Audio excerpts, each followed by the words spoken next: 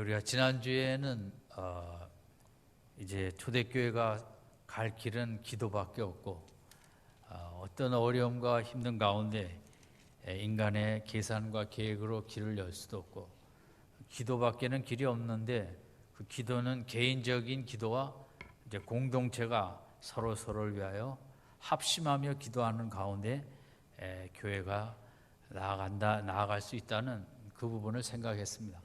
그래서 우리 기도 생활은 개인적인 개인 기도도 소중하고 또 우리가 교회라는 공동체로 모여서 서로를 위한 공동체 기도, 합심 기도의 두 가지의 균형이 잘 맞을 때 하나님이 기뻐하시고 또 우리 기도에 하나님께서 귀한 응답으로 주실 것입니다. 그러면서 야고보 사도는 이제 우리가 기도의 모델로서 구약의 가장 대표적인 두 인물이 모세가 있고 엘리야가 있는데 그 엘리야의 이스라엘 역사에 죄가 많을 때 3년 반 동안 회개할 수 있도록 어려운 기근을 달라고 해서 그 기도대로 3년 반의 가뭄의 시간이 있었고 또 그 후에 기도를 해서 비를 내리게 한 이제 엘리야를 모델로 삼아 기도하라는 말씀을 하셨습니다. 우리가 기도할 때 누구처럼 기도해야 되는가?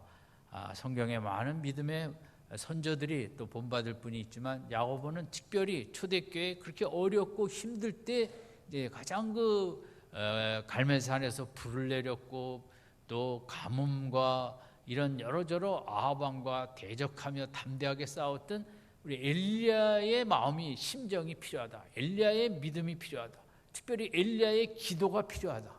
이 시대를 이길 수 있는 길은 그냥 보통이 아닌 엘리야 같은 기도가 있어야만 우리가 이겨나갈 수 있다고 이제 엘리야를 모델로 지정을 했습니다. 그런데 그 엘리야의 그런 참 불가능한 있을 수 없는 기도에도 응답을 받은 그것을 한마디로 요약하면 16절 마지막에 있는 의인의 간구는 역사하는 힘이 많으니라 이 부분입니다. 우리 16절 같이 읽겠습니다. 시작. 이러므로 병낫기를 위하여 서로 기도하라. 의인의 간구는 역사하는 힘이 많으니라. 서로 고하고 기도하는 것까지 지난주 생각했습니다. 그러면서 우리의 진정한 기도의 모델이 엘리야인데 왜 엘리야냐? 그것을 한마디로 요약하면 의인의 간구는 역사하는 힘이 많다. 역사하는 힘이 많다는 것은 이제 원어적으로 두 단어가 써 있습니다. 하나는 강력하다, 파워풀한 힘이 있고 의인의 간구는 두 번째는 매우 효율적이다.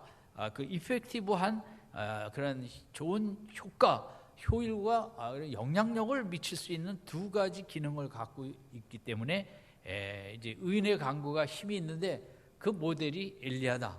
근데 이제 우리가 걸리는 부분은 그런 기도를 하고 싶은데 조건이 조금 어려워 보입니다. 의인의 간구라 그랬습니다.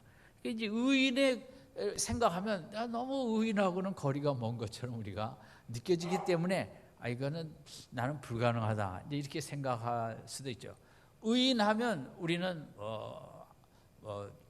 뭡니까?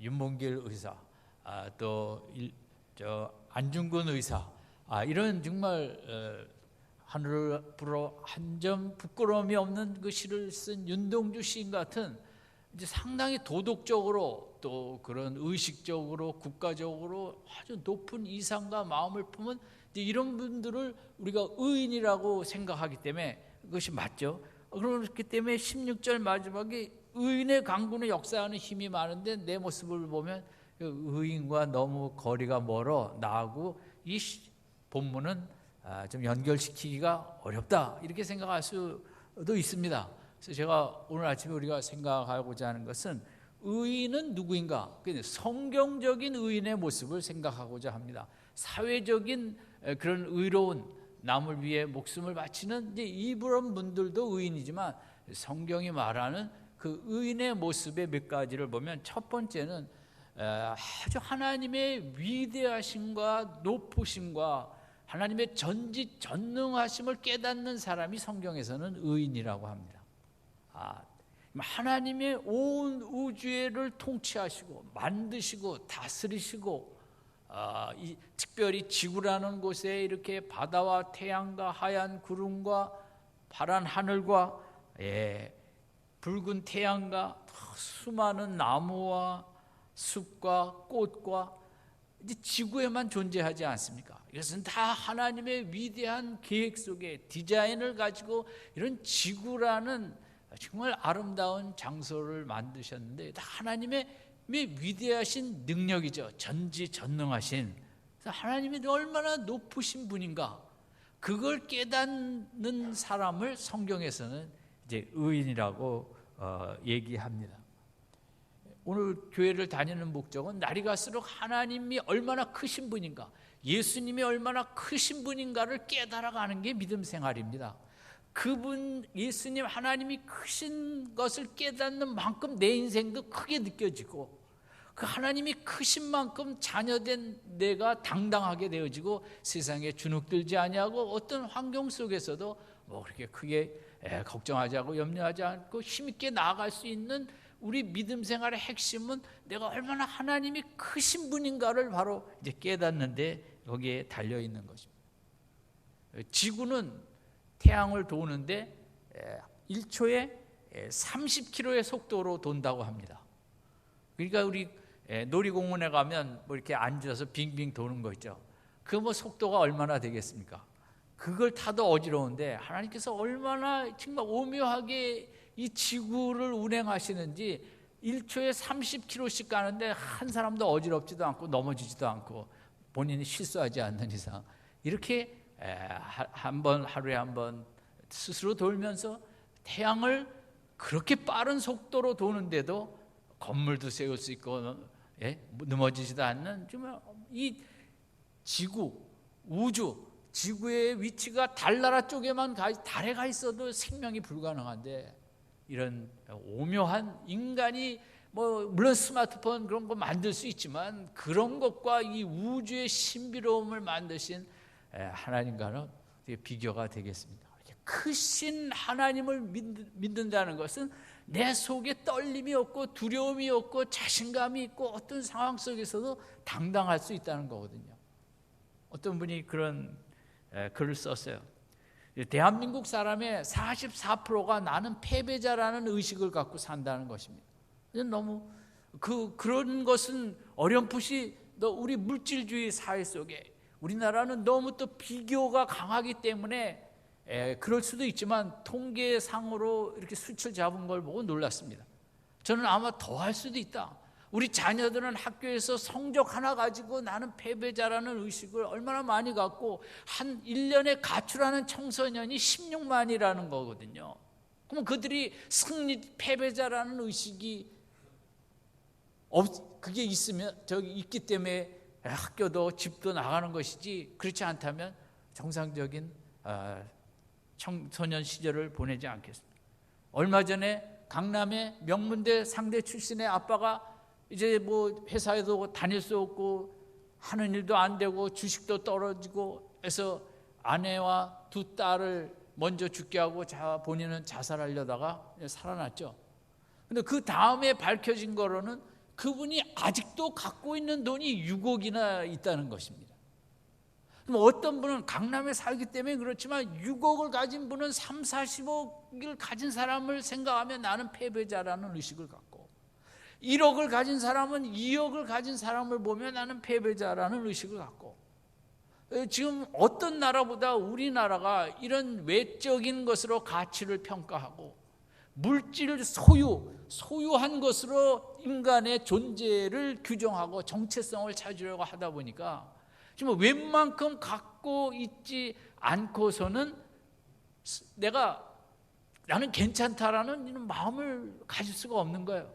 저는 44%라고 생각하지 않습니다. 그보다 더 많은 우리 대한민국의 사람들이 좀 당당하게 정말 하나님 주신 것만으로도 감사합니다, 행복합니다가 아닌, 이제 나는 옆에 누구랑 비교할 때 부족한 것 같고 내 인생은 루저다, 이렇게 사는 모습이 너무 많은 것 같아서 마음이 안타깝죠. 길은 물론 경제가 더 발전하면 더 나아질까요? 저는 안 그렇다고 생각합니다. 계속 비교하면서 패배자 의식을 떨쳐버릴 수밖에 없을 것입니다. 로마서로 돌아와서 무슨 말을 하려? 만일 하나님이 우리를 위하시면 누가 나를 대적하려? 자기 아들을 아끼지 아니하시고 모든 사람을 위하여 내어주시니까 어찌 그 아들과 함께 모든 것을 주시지 않겠느냐? 그 크신 하나님의 자녀가 되었고, 사망이나 생명이나 천사들이나 권세자들이나 어떤 높음이나 기쁨도 그리스도의 사랑 안에서, 하나님의 사랑 안에서 우리를 끊을 수 없다라는 이런 영적인 자존심, 영적인 당당함, 내가 온 우주를 다스리시는 그 높으신 하나님의 자녀라는 이 속에 정말 패배자가 아닌 승리자, 성공했다는 이런 의식을 갖고 살아갈 수 있기 때문에 어느 때보다 우리나라에 필요한 건 여러 가지가 있겠지만 저는 이런 참된 진리, 믿음이 있어야 우리나라 백성들이 좀 더 행복하고 자신 있게 살지. 다 옆집 비교하고 누구 비교하고 뭐 비교하고 이렇게 살아서는 이 인생이 얼마나 힘들겠습니까? 짐승보다도 더 불행하게 살 수 있죠. 엘리야는 그 세상의 권력 구조에 아주 깊은 인식을 가지고 아합 왕이 아무리 절대 군주의 권세를 갖고 있지만 하나님 앞에서는 아무것도 아니다. 그래서 하나님께서 아합에게 가서 얘기하라. 이렇게 살면 비가 3년 반 안 오리라.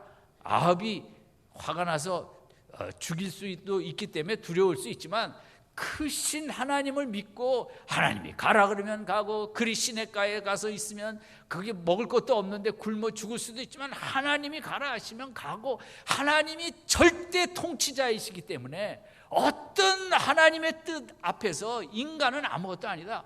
그 하나님의 높으심을 가득 마음을 채웠기 때문에 여러분, 엘리야 그것을 우리가 성경에서는 의인이라 하고, 여러분 우리는 그런 나도 그런 믿음을 갖고 있다면 정말 하나님이 크신 분이고 내 인생을 책임지시고 자녀의 인생을 책임지시고 우리 기업을 책임지시고 우리 가정을, 우리 교회를, 대한민국을 하나님, 그 크신 하나님의 그늘의 날개 아래 보호하시고 책임지신다는 크신 하나님을 믿고 계시면 여러분은 다 의인이십니다. 아멘.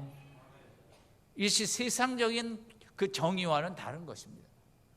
성경에 나타나는 모든 분들이 의인이 된 것은 물론 행위도 의로웠지만 근본적으로 그렇게 하나님이 크셨기 때문에 그분의 뜻대로 살 수밖에 없었고, 그들은 이제 의인으로 모습에 가질 수 있었고, 또 그들의 기도는 힘있게 이렇게 능력을 발휘할 수 있었던 거죠.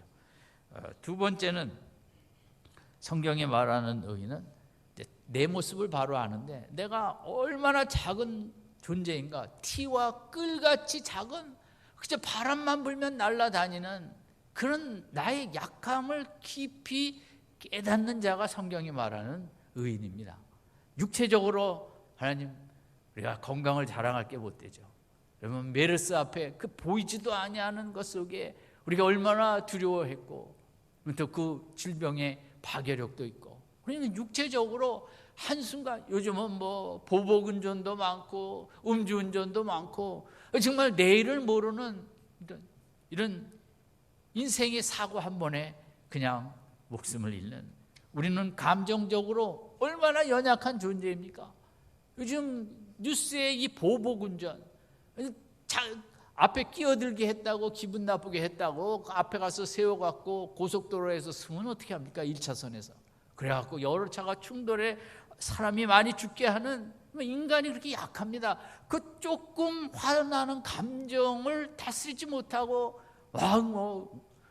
사람들에게 힘들게 하는, 우리는 또 의지적으로 얼마나 약한 존재입니까? 우리가 벌써 금년제 반이 지나는데 연초에 작정한 것들 지키시는 분도 계시겠지만 이제 힘든 분도 많이 계시죠. 그것은 고사하고 조속으로 변하는 것이 우리의 의지입니다. 또 예배당에서 예배 드릴 때하고 나갈 때하고 다른 게 우리 마음입니다. 예배 드릴 때는 하나님 나도 그렇게 살겠습니다. 그러나 주차장만 내려가면 여기는 세상이고 이제 내 뜻대로, 우리는 그게 연약한 존재이죠.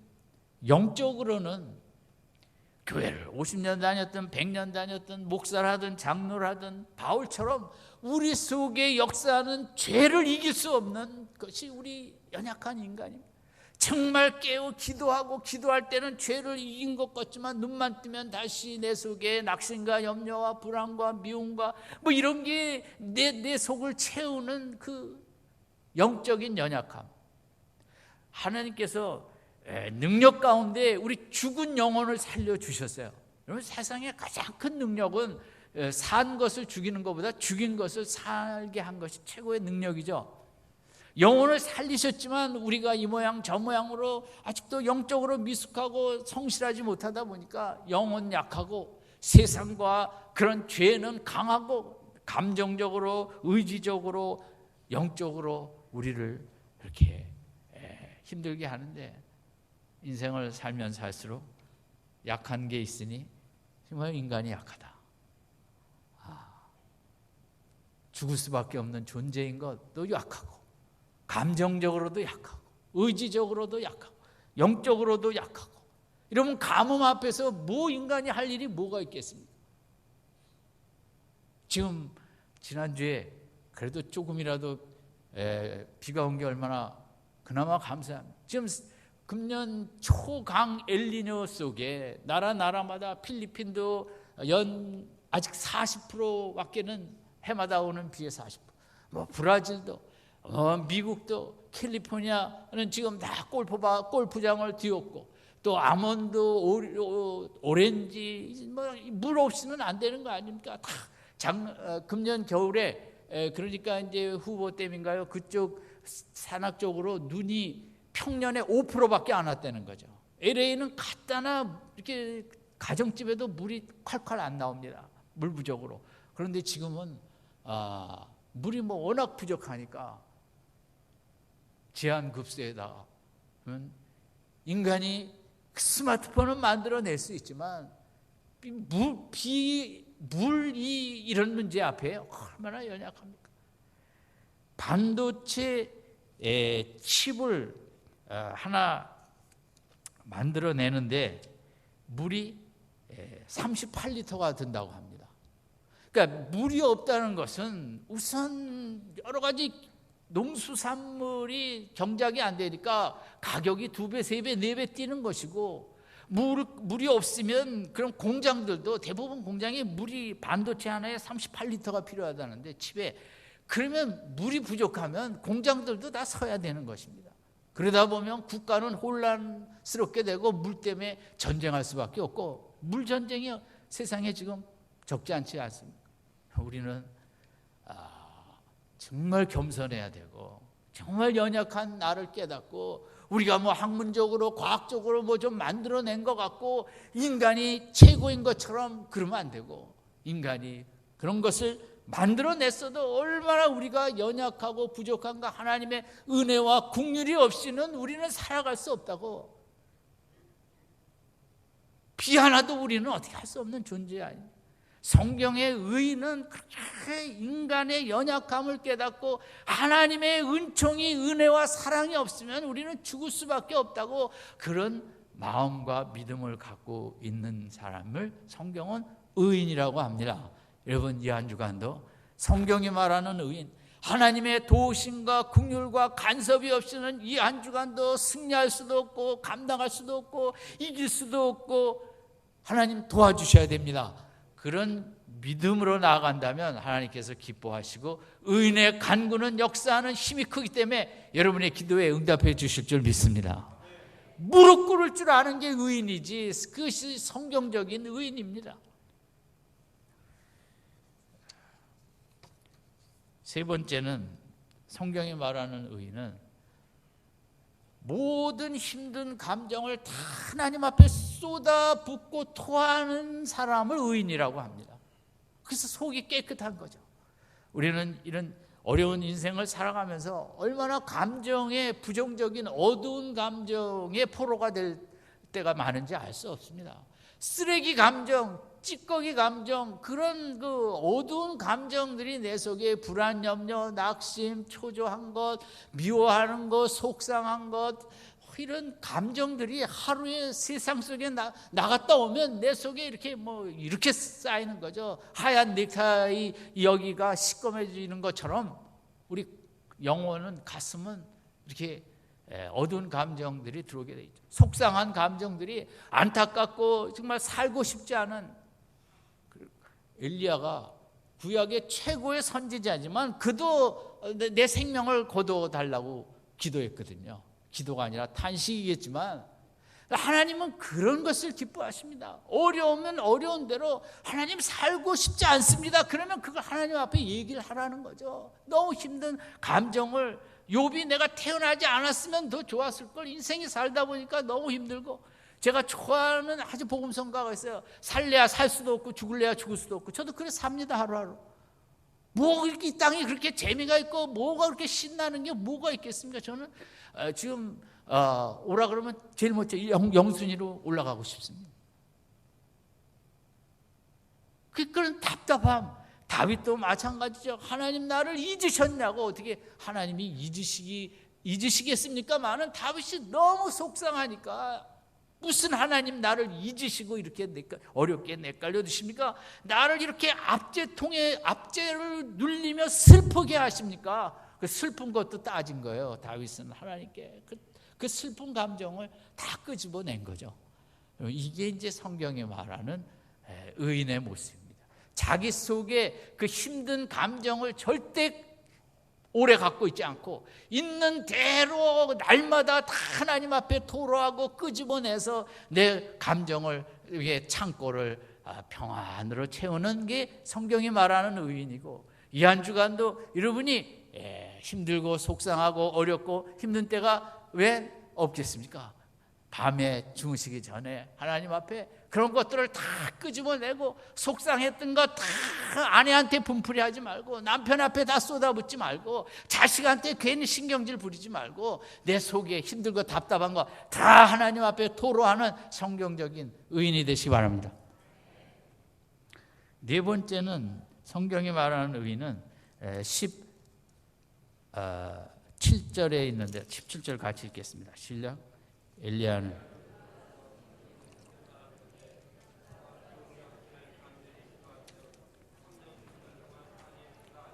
거기 간절이라는 단어입니다. 정말 의인은 간절히 기도한다. 원어로는 기도를 기도했다 이렇게 써 있어요. 그 진짜 깊은 기도를 했다는 거죠. 뭐 거기는 묵상 기도도 있겠고 부르짖는 기도도 있겠고, 간절히 기도를 하는 게 이제 성경이 말하는 의인의 모습이죠. 형식적으로 바리새인처럼 남들 보는 앞에서 하는 것이 아니라 오히려 은밀한 골방 속에서 혼자 있는 곳에서도 이런 간절한 기도를 우리가 드릴 수 있지 않습니까? 최근에 나온 책 중에 끝까지 해내는 힘이라는 책이 있는데, 2014년 노벨 물리학상을 받은 일본 나카무라 슈지에 대한 이야기입니다. 이 사람은 일본에서도 이름 없는 정말 지방대 중에 지방대를 나왔습니다. 그리고 좋은 학교를 안 나왔기 때문에 도시의 대기업으로도 가지 못하고 시골의 작은 중소기업에 다녔습니다. 근데 이 사람은 뭐 그렇게 가지 못한 거에 대한 섭섭함도 없고, 그 대신 이제 뭔가 만드는 걸 좋아했다 그래요, 이 사람이. 그래서 용접도 하고, 그 공장이 크지 않으니까 별의별 일 다 했겠죠. 그러면서 시간이 있으면 이것저것 만들어 봤는데 신통하게 만든 건 별로 없고, 그러나 이제 월급도 많지 않고 회사에서 인정하는 것도 별로 없지만 그래도 그런 걸 만들고 연구하는 것에 힘쓰고 애쓰다가 이제 이 LED 등을 만들어내게 된 것입니다. 이게 세계 최고의 학자들도 이걸 못 만들어냈는데, 이제 청색 LED 등을 누가 만드느냐? 청색이 나오면 이제 흰색 LED가 나온다는 거죠. 이분을 에디슨에 견주는 분도 있는데, 왜냐하면 LED 등이 들어왔기 때문에 자원 낭비를 어마어마하게 줄일 수 있고, 또 이게 값이 얼마나 쌉니까? 전기요금도 정말 10분의 1 정도 나올 정도로 인류 역사에 또 하나의 이제 큰 공헌을 이분이 하게 된 거죠. 근데 이분은 정말 참 자기가 좋은 대학교 안 나오고 대기업에 안 간 걸 감사하다. 대기업에 가봐야 뭐 부분적으로 그저 이거 조금 연구하는 거지, 그렇게 정말 자기가 하고 싶은 것을 뭐 두드려가면 막 이렇게 연구할 수가 없었다는 거죠. 그렇죠. 어떤 분들은 정말 좋은 학교 못 나온 것도 감사하고, 그 대신 이 책의 제목처럼 뭡니까? 끝까지 해내는 힘이에요. 그분이 7개의 목차를 뒀는데 제가 읽겠습니다. 파트 1, 서툴러도 좋다. 나만의 방식으로 승부하라. 파트 2, 상상력이 없는 곳에는 지혜도 즐거움도 없다. 파트 3, 남들과 똑같은 방식과 인생에 안주하지 마라. 4, 성공은 데이터가 아닌 집념으로 거머쥐는 것이다. 5, 1%의 가능성에 도전하라. 6, 스스로 믿는 자가 결국 모든 것을 얻는다. 7, 당신의 심장이 뛰는 곳에서 끝까지 하라. 정말 이름 없는 무명의 그 시골의 한 사원이 한번 연구하고 싶다고, 만들어보고 싶다고 달겨들다가 세계 최고의 학자들도 못한 이제 LED 등을 만들어내게 된 거죠. 영적으로도 마찬가지라고 생각합니다. 이름도 없고 빛도 없고 아무것도 아닌 것 같지만 성경에 보면 정말 은밀한 곳 가운데 기도를 함으로써 나라를 지키기도 하고, 굴에서 사자를 막기도 하고, 불못불에 들어갔다가도 나오기도 하고, 그의 간절한 기도는 얼마나 역사하는 힘이 큰가. 이게 이제 성경이 전부 성경 전체에서 증명하고 입증하고 있는 것이고, 그러면 우리가 간절한 마음으로 기도한다면 정말 하루에 5분이라도 10분이라도 교회에 못 올지라도 하나님 앞에 마음을 쏟아내는, 조용한 가운데 눈물이 흐르면서 하나님 꼭 도와주셔야 됩니다. 인도하셔야 됩니다. 간절히 기도한다면 엘리야와 같은 기도의 능력이 나타날 줄로 믿습니다. 이게 의인인 것입니다. 의인은 자기 힘으로 사는 사람이 아니라 하나님의 능력을 마음껏 사용하는 사람이 의인입니다. 뭐 내 재능도 잘 발굴을 해야겠지만 성경이 말하는 의인, 복된 인생은 하나님을 활용해서 하나님의 도우심으로 축복도 받고 귀한 일 많이 하는 사람이 그게 진짜 인생이지, 또 그런 사람은 자기 재능도 더 개발이 많이 되겠지만, 여러분 지금 4가지를 생각했는데 4가지만 한번 복습을 하겠습니다. 성경이 말하는 의인은 하나님의 어떠하심을 아는 자예요? 하나님이 신앙생활은 그거 아니에요. 그거예요. 나이가 먹으면 먹을수록 정말 하나님이 커져가는 걸 느끼는 게 신앙생활이거든요. 저도 뭐 10년 전, 5년 전, 작년보다 제 신앙의 더 달라진 모습은 정말 하나님이 어마어마하다. 근데 그 생각을 하면 내가 그런 분의 선택을 받았구나, 말할 수 없는 환희가 있는 거죠. 그게 깨달아가는 게 신앙이고, 2번째는 하나님의 크심을 아는 사람이 의인인데 성경적인. 2번째는 대신 나의 어떠한 것을 바로 아는 자예요? 약하면. 얼마나 약한가. 지난주에도 정말 그 여수 근처에 아빠가 너무 바빠갖고 한번 딸과 아내에게 바다 구경 시켜준다고 그걸 갔다 오는데, 이렇게 큰 추억 있잖아요. 운전수가 소주를 한 병 먹고 들이받아갖고 아내와 딸이 죽었다는 거죠. 우리는 너무 과신하는 거죠. 많은 남자들은 음주운전을 무슨 무용담처럼 나는 이렇게 했다 저렇게 했다. 인생의 약함을 모르면 안 돼. 그런 아는 게 성경적인 의지. 3번째는 힘든 감정을 다 누구에게 쏟아부어요? 아내에게? 하나님께 다 쏟아부어. 수시로 쏟아부으면 더 좋은 것이고. 4번째는 어떤 모습으로 기도해요? 다 간절한 모습으로. 마지막으로 17절 18절 한번 다시 읽겠습니다. 5번째를 생각하겠습니다. 시작. 엘리야는 우리와 성정이 같은 사람이라되 저가 비 오지 않기를 간절히 기도한즉 3년 6개월 동안 땅에 비가 아니오. 다시 기도한즉 하늘이 비를 주고 땅이 열매를 맺었네. 좀 지나친 기도를 했죠. 아니 6개월도 아니고 3년 6개월은 뭐냐? 어떻게 이런 기도를 할 수 있냐?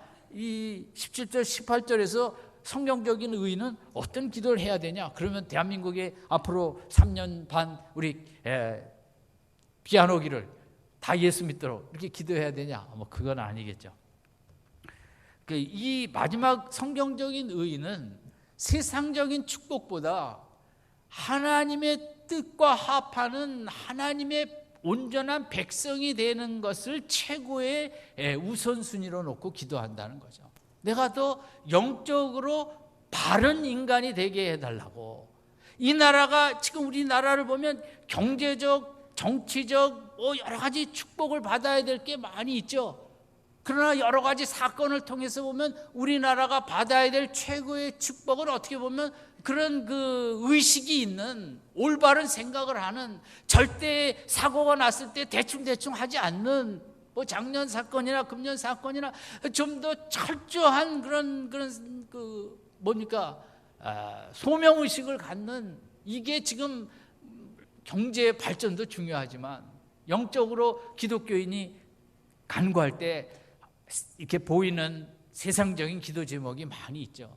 그거보다 앞서야 되는 것은 오늘 본문을 적용하자면, 하나님 내가 영적으로 바로 서기를 원합니다. 이를 위해서 내가 받아야 될 징계가 있으면 하나님 징계부터 해 주시옵소서. 좀 어려운 기도죠. 그렇죠? 하나님 내가 정말 교회를 이렇게 다녔는데도 아직 부족한 게 많은데 혼낼 거 있으면 혼내 주십시오 먼저. 그런 다음에 이제 다른 기도 제목으로 넘어가는, 이제 그렇게 해석을 할 수 있습니다. 하나님 내가 정말 이렇게 사는데도 아직까지 그냥 늘 내버려 두시는데 좀 매점 맞게 해 주십시오. 정신 번쩍 차리고 믿음 생활 바로 할 수 있도록. 그런 기도를 먼저 할 때 그게 성경적인 의인이고, 그런 기도를 들으시면 하나님께서 기뻐하시고 매를 들다가도 내리시는 거예요. 여러분의 자녀가 오늘 집에 돌아갔는데 중학교 1학년 아들이 엄마한테 왔습니다. 회초리 갖고, 어머니 내가 그동안 잘못한 게 많이 있는데 저 좀 때려주세요. 사람 되게 내가 정말 정신 바짝 차리고 앞으로 잘할 텐데 어머니 때리고 싶은 만큼만 때려주세요. 여러분 그럼 어머니가 때리겠습니까? 너무 감동을 받아갖고, 야 필요한 거 없니? 10만 원 줄 테니까. 우리 기도가 그렇다는 거죠. 우리가 정말 영적으로 하나님 제가 더 깨어있길 바랍니다. 바른 길을 가기를 원합니다. 정말 기도의 사람이 되고 하루에 5분이라도 하나님 말씀을 묵상하는 정말 이런 바른 사람이 돼야 되는데, 뭐 이거 바쁘고 저거 바쁘다고 직분도 있는데 기도의 시간에도 안 가고, 저 나 좀 때려주세요. 좀 정신 좀 차리게. 이게 성경적인 의인입니다. 우리 다른 교회는 모르겠지만 미랄교회는 뭡니까? 첫 번째 기도, 나를 뭐 해주세요? 때려주세요. 안 아프게 때려주세요. 그러면 되죠. 농담 한번 할까요? 제가 고등학교 때 청소 안 한 학생들 걸려갖고 나가서 종아리를 맞는데, 겨울이니까 내복을 입었잖아요. 근데 우리 담임 선생님이 어떻게 지독하든지 내복까지 걷어 올리라고, 그래야 때리겠다고. 정말 죽어도 안 입고 있죠. 매를 맞아야죠. 매를. 하나님 너무 그 대신 안 아프고 정신 번쩍 차릴 매를 때려주세요. 하나님은 안 때리실 거예요. 그 귀한 마음 받으시고 오히려 많은 축복으로 함께해 주실 줄 믿습니다. 여러분 성경적인 의인의 간구는 역사하는 힘이 많은 것입니다. 그렇게 한번 같이 암송합시다. 성경적인 의인의 간구는 역사하는 힘이 많으니라. 이 한 주간 성경적인 의인의 삶이 되시기 바랍니다. 크신 하나님에 집중하시고 연약한 나의 초점을 맞추시고, 은혜와 긍휼이 없이는 죽습니다. 또 뭐가 있습니까? 내 감정 힘들 때마다 다 하나님 앞에 토해내세요. 하나님 다 받아주세요. 간절히 기도하시고, 하나님 아직도 정신 못 차리는 나를 때려주세요. 이런 마음으로 나간다면 이 한 주간에도 예상치 않았던 또 귀한 축복이 우리 앞에 가득할 줄로 믿습니다. 이 한 주간 성경적인 은혜 삶을 힘있게 살게 해달라고 성령님께 부탁하고 기도로 복된 한 주간, 승리의 한 주간, 역사하는 것들이 많은 한 주간 되시기를 주님의 이름으로 축원드립니다. 기도하겠습니다.